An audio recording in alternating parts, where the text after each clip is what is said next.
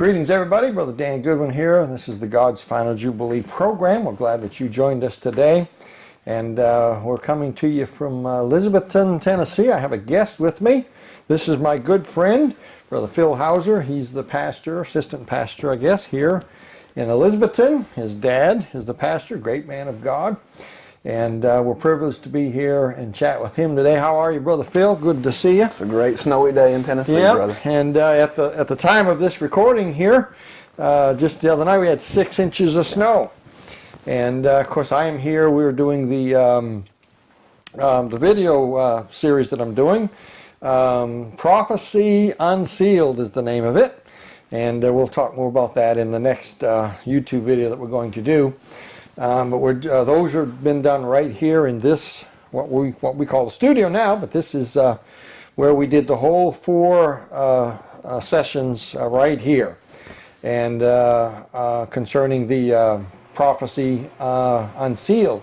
4 of them. I'll tell you more about them in the next program that we do anyway. But we've got Brother Phil here, and he's a preacher. And brother, you have done a Revelation series, right? And, yes. Yeah. And you have that. And we're going to talk about that in the next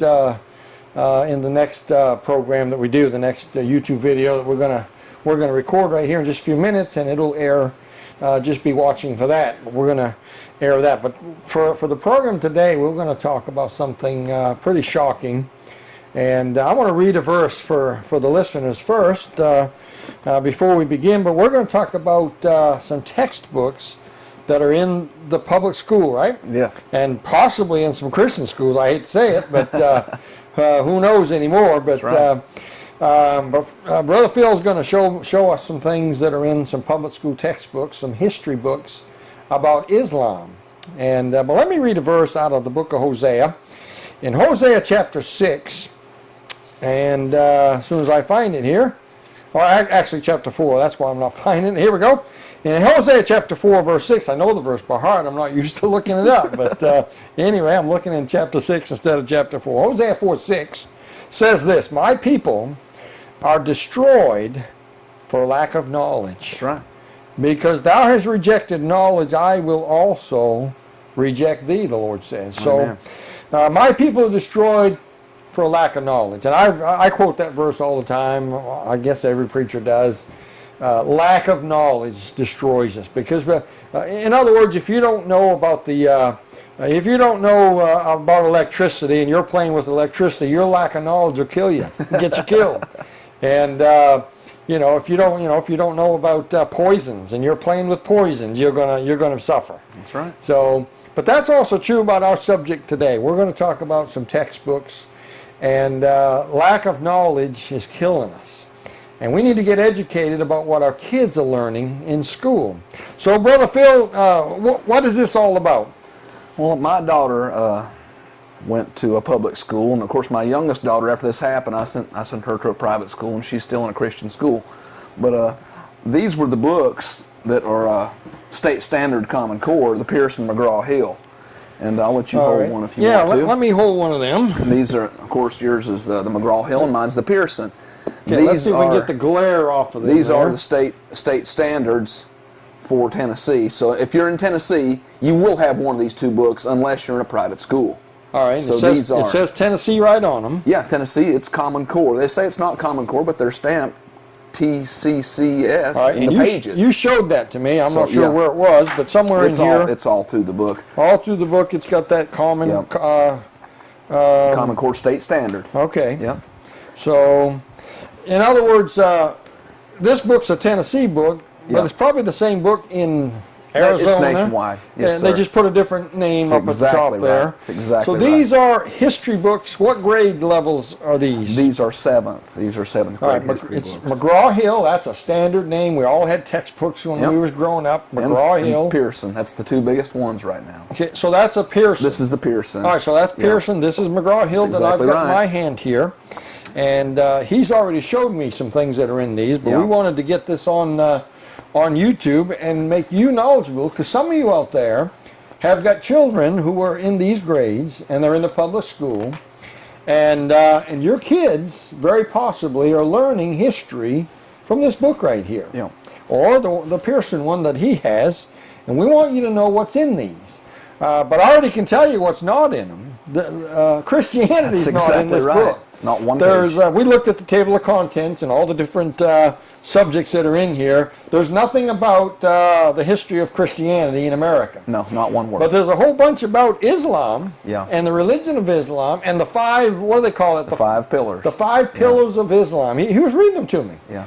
So you've got a daughter Yeah. that's in school here in Tennessee. Yeah.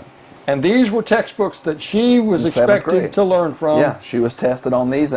The thing about the school where my daughter went, they stood at the door and collected the books before the students left. They were never allowed to take these books home. Never one day. Wait a minute. Why is that?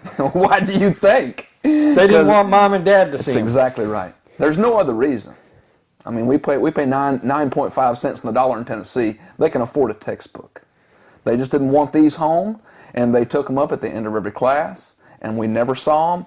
That doesn't make sense. A kid can't take the book home and study. No. There was no homework ever issued, anything like this. This was all classwork done. It was almost top secret. You'd have to wonder about that. Well, we found out about it because, my girl and one of my best friend's girls, which is in another county with the same grade, come back and said, you're teaching us, showing us pictures of how to bow, and saying, Muhammad is the same God as Christianity, and there's only one prophet, Muhammad. And we demanded to know, and one of my friends had to actually order these books. This is over $300 it cost my friend to buy these. The guy that we went to his house this morning, he ordered these because he couldn't get access to them. They would not let him have a book at the school. That makes you mad. So the public school, who are public servants teaching our kids, and we're not allowed to see the textbook. That's right. That's right. So I would encourage you, my friends out there, if you've got kids in school. This is 7th and 8th grade. I'm sure there's ones for other grades too. These are just the ones different states hit them in 6th. Yeah. All right. So 6th grade, 7th grade, 8th grade. You ought to be checking this out, and you ought to be checking out, especially these titles here. But I'm sure maybe if I had a kid in school, in the public school, I'd be checking out all the textbooks. Amen. And I'll be honest with you, I'd be checking out the Christian books, the Christian school, and because you just don't know anymore. Yeah. People get lazy. I'm talking about administrators and principals, whatnot. They get lazy and well, we got these books here. We got these cheap. We'll use these for the class, and maybe they shouldn't be using those. So that's right. I think we got a right to know what they're teaching our kids. I think we got a right to see their books, and so Brother Phil, you found out about it. Yeah. Did you contact the school? Did you actually talk to somebody? We did more than that. We picketed. I mean, they would not accommodate us. They were like, well, it's a state standard. Our hands are tied. That was it. And we knew better because there's Fentress County and some other counties in Middle Tennessee that dropped this curriculum. And so they lied. They said that this is state requirement. We have to use this book. Yeah, which is proven untrue. Like I said, Fentress County, and I think there's 2 other counties around there that they dropped the Islam because it's a study of religion. So we had 110 people at a little tiny school picketed one morning. The police were standing there. We was all friendly and everything. And the very next year after we picketed, because they didn't do anything. They didn't accommodate us. The way they accommodated us the next year, the very first week of social studies, they skipped to page 100 and did Islam right then. Before the parents was even realizing, they skipped 100 pages and did Islam before we could raise a stink again. That's how they accommodated us the next year. That's demonic. Try to fly under the radar. That's people trying to force a religion. Yeah. You have to wonder about the teachers. You have to wonder what they know. Do they know? Is it just because I've got this retirement? I've got to stick it out. I can't cause any trouble. I'll lose my retirement fund or whatever. I don't have the answer. Or do they believe this stuff? I don't know. Now, you were reading some of this in the truck on the way back. Yeah, you liked that, didn't you? We went to church this morning at his church here in Elizabethton, Tennessee. Then we went out to eat, glory to God. And then I drove him out to the gentleman that has these textbooks because we wanted to do this program. And on the way back, you were reading stuff out of it. And we were laughing about it. We said, "Hey, I want to join that. That's a great religion. I want to be a part of it." It's funny to us. But this is why they do it in 7th grade. They're just becoming a teenager. At that rebellious stage, my dad don't know everything. And if I tell my child something, and they've got somebody with a master's degree and a book to back them up, who are they going to believe? Now, did you catch that? What he's saying is a kid in the 7th grade is at a vulnerable time in their life. That's exactly right. They're very teachable. Yeah. They're very impressionable. There's maybe a little bit of rebellion against mom and dad at that moment. They go to school, they're taught this in a classroom by a teacher who is up here, that's the teacher. Yeah. And it's in these textbooks. Yeah. It must be right. Dad That's doesn't. exactly right. Dad's just kind of old-fashioned. He don't know. Islam's good. Yeah. So, check it out, Mom and Dad. Now, Brother Phil, I'd like for you to read for the audience some of the things you were reading to me in the truck. Like I said, there's not one page of Christianity. We go from page, I think it's page 72 to 104. So 32 pages in this book about Islam. Well, the thing is, this is supposed to be a history book. Yeah. And section 1's the origin of Islam. This is not about the Arab people. This is about a religion. Worship. That's exactly right. This is section 1. Section 1, origins of Islam. That's their faith. That's their religion. That's their faith. That's how we start. That's not a nation. We start the chapter. Yeah. So all right. This is it right here. And it goes on, Islam is not Arab. If you were going to do something equivocal on American history, it would say the Bible in America, Christian history. That would be section 1. Yeah, and so why isn't that in there? That's it. Why don't they tell about the Arab people and not about Mecca, Muhammad's early life? Muhammad would be equivalent to talking about Jesus Christ. That's exactly right. Because Muhammad to them he's the prophet. one. That's the prophet. So if, like you say, if you were applying this to American history, you would be talking about Jesus and America, like they're talking about Muhammad and Islam. Yeah, that's it. Let's see. Created man from a clot of blood. I mean, it tells you the religious background.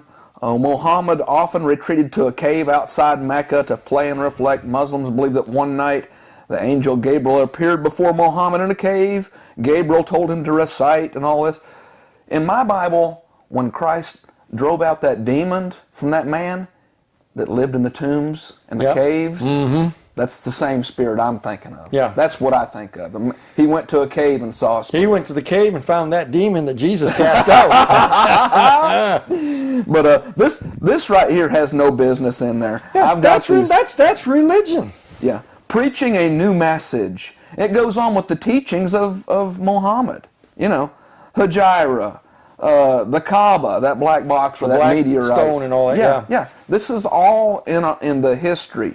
It has a woman here. It shows you how to bow and pray. Shows you how to dress properly. Sources of Islamic teaching. It talks about the Quran. It tells you about the Quran. How many chapters? 114 chapters. The different verses. I mean, just what does that have to do with history? You know, it says it's in a poetic style. It says it has legal, moral, and family issues is covered here somewhere. I've wrote down all kinds of notes. I didn't want to mark in this book because it's $100 and some. But this is not the history of Arabia. This is their religion. All right, folks, you getting what we mean by that? This is a history book. If this was the history of a people or a nation, why do we got to have? It's a religion history. It's not a like he says. If you substituted this chapter for America, and you had the same content, you would be teaching about Christianity in America, the Bible, how people pray, and pray with your face towards Jerusalem, and we'd be in court by the UCLA would have us in court for teaching religion about America in school. Yeah, it has 2 pages here of the 5 pillars. All right, see if you can hold that up to where and we might be able to take pictures and and stick some of these in. There's 2 whole pages of the 5 pillars. How to be a good Muslim. The 5 pillars of Islam in a public school history book. Muslim pray 5 times a day. Let's see. Muslims give part of their income fasting, travel to worship in the holy city Mecca. Of course, you know, the Shahada is the ISIS flag. You know that, right? Now, do they have 5 steps to being a Christian in there? The Romans Road, I think they skipped that. The brother. Romans Road? See, we'd be arrested, but we can have the 5 pillars of Islam. Yeah. This one right here, the Islamic Declaration of Faith, in a single God and Muhammad, his messenger. That is the ISIS flag. You know that. That's the black flag they wave around. Yeah. Sometimes it's a green flag, but that's what it says. And my little girl had to memorize the ISIS flag for a grade. That's unbelievable. Now, I could understand learning about the different Arab flags, and I remember Finland. I remember I did a book report on Finland. Sure. You had to pick something in high school, and I remember Finland, and but here in the age that we live in, it's Islam. Yeah, it has the religion of peace. Has a chart here that tells you about mosques, which if it was about America, we would be talking about the different churches you can go to and where to find them. Yeah. And of course the next one, I like this next one, it talks about Sharia law. All right, here's an example of Sharia law. Forbids Muslims from gambling, stealing, eating pork, or drinking alcohol. Sharia also includes rules for resolving family issues. And they're family, good family people. Well, that's what they tell you about Sharia law. Not throwing homosexuals off the top of buildings, not chopping off little boys' hands that steal a loaf of bread, not grabbing a girl that doesn't have a male relative with them and saying Allah Akbar 3 times and you marry that girl anytime up to 6 years old like Muhammad did Aisha. Yeah. That's Sharia law, brother. Yeah. And they paint a completely different picture. They paint this as something beautiful and wonderful. You can tell who wrote this. This is Saudi Arabia has wrote this book. Right. So, but this is just page after page. I'm not sure how long this video is, but this whole page here, the spread of Islam. All right, I'll read you this. The spread of Islam peacefully, both inside the empire and to lands beyond its borders. This happened in different speeds and different groups. For example, Northwest Africa quickly converted to Islam, while most Egypt remained Christian. Let's see. There's some good ones here. Let's see. Okay. Religious tolerance also helped Arab Muslims expand their empire. Muslims conquered lands where a large number of Jews and Christians live. In many of these areas, Christians remained a majority for centuries, and Jews also remained a large percentage. Muslims did not force their religion on these groups. Yeah, isn't that something? This policy made conquered people less likely to rebel. Now, folks, that's not true history. If you study the truth of Islam and their history, this isn't it. That's what he's trying to point out here. This book, they're lying to our kids, making them think that Islam is something that it's not. The Saudi Arabian flag still has a sword on it to this day. Yeah, that's how they spread Islam. Yeah, with the sword. Yeah, it talks about the Arabic language spread so fast because they would cut your tongue out if they caught you talking in your native tongue. That's why the Arab language spread so fast, and that is actually not in this book. So, this next page here. It's talk about women, and it shows them how to dress, the full burqa or the hijab or whatever, the different 2 ways that are acceptable. Of course, they show you how it's supposed to be worn, and it talks about women's rights. All right, Islam improved conditions for women. It says. I didn't realize that. That's really great. Yeah. Isn't that something? You learn something every day, Pastor Dan. Yeah, I mean, I've been wrong, I guess. We were laughing about it in the truck. I mean, it's really not a laughing matter. We were laughing. No, it's not. Hey, man, I want to get in this. This is good. Yeah, they don't tell you that you're allowed to beat your wife.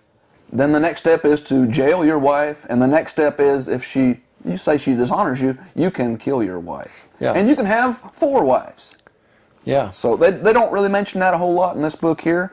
They say it improved, the development improved the rights for women, and so they've done a service for mankind. They've made lives for women better. Hey, have you seen the pictures of Iran, like 1974, and then they fast forward to when all these radicals took over? Totally different. Yeah, so. I mean, before 1974 or whatever it was, it looked like here. I mean, you had Sure. people drove women drove cars, and then you fast forward to the generation that's there now. It's a totally different situation, not the same at all. Yeah, it goes a lot into. Now you've got some marks in this one too. Did you want to read a couple out of this or not? I'm not sure we'll have time, brother. This one, I've got. So I've most got more of it's notes. in that one, but there is stuff in this one too. Oh yeah, there's stuff in that one too. Okay. They're the lesser of two evils, But this actually has a test here, and I'll give you this test. All right, this is if you're a child learning, this is the test. All right. Okay, which two large empires did Muslims defeat soon after Muhammad's death? There's Muhammad again. All right, that's question 3. What does the word caliphate means? All right, are Sunni or Shia a majority in the Muslim world? All right, 4. What issue divided Muslims and Shias into Sunni groups? Which destiny made Persia present-day Iran? Under early caliphate, what were the main social groups in Muslim societies? How was the early caliphate different from the later Muslim states? What was the change about the life in Persia after Arab Muslims conquered Persia? What did not change? So that's a test at the end of the book. That's a small test, yep. Yeah. All right. Well, this is the God's Final Jubilee program you're watching, and we'd like to get your input. You can comment on the page if you want, or you can contact me at daniel@godsfinaljubilee.com, or go to my Facebook page and open up a discussion there. I'd like to know if any of you would check with your kids, your school-age kids. I'd like to know if you find these books in your school. We'd like to hear from you. So if you'll do that, check with your kids, ask them to bring their textbooks home. Maybe they won't let them, I don't know. If they won't let you see the books, I tell you what, I'd be concerned about that. But be very curious to know, folks out there. This is the one I actually meant to read. I'm sorry. Okay, so here's an assessment, I guess some kind of a test. Yeah. What is the Quran? Can you imagine asking what is the Bible? In a public school, they'd have you before a magistrate. As the the Scrooge movie. Anyway, I'll bring him before a magistrate. What do Muslims believe about the Quran? Yeah. Who must go on the Hajj? I don't even know what a Hajj is. That's where they go to Mecca. Oh, and march around that black meteorite in Kaaba. Oh yeah. What happens at the mosque? Yeah. What is the role of Sharia? What are the two main sources of Islamic teaching? What does the word Islam mean in Arabic? What are some rules and conduct contained in the Sharia? So, and there's more there, but so we got this one here. This is by Pearson, My World, History and Geography. And you need to see if that's in your school for your kids, 6th grade, 7th grade, 8th grade. This one is Discovering Our Past, A History of the World. This is by McGraw-Hill, and you need to find out what's going on at your school with your kids. And I'll bet you there's some other books you'd be concerned about too. We're just talking about Islam here. I wonder what's in the sex education class that your kid has to take. That's right. And I mean, they're shoving homosexuality down our throats, and they're sugarcoating it, making it look good in school. And find out what's going on. So, Brother Phil, thank you so much for being on the program today. And we love Brother Phil, and we're going to have him on again on the next program to talk about the book of Revelation, so we'll be looking for that. And but we're glad to have you here on this program, those of you out there that are watching. And the website, godsfinaljubilee.com. We have a Facebook page, God's Final Jubilee Facebook. Of course, subscribe to the YouTube channel. And we're going to be doing a lot of live streaming here real soon. And going to be trying to do that at least once a week, or even more than once a week. So there's a lot going on. And this is just a little tip of the iceberg of the way the world is becoming the one world order and the time of Antichrist that's coming. That's right. So you need to be alert, you need to know what's going on. And so on that note, we're going to say goodbye. And Brother Phil, thanks for being with us today. Phil Hauser. He's got a series of Revelation CDs, audio CDs. That, in fact, I offer them on my website. You can check those out. And so we'll see you next time.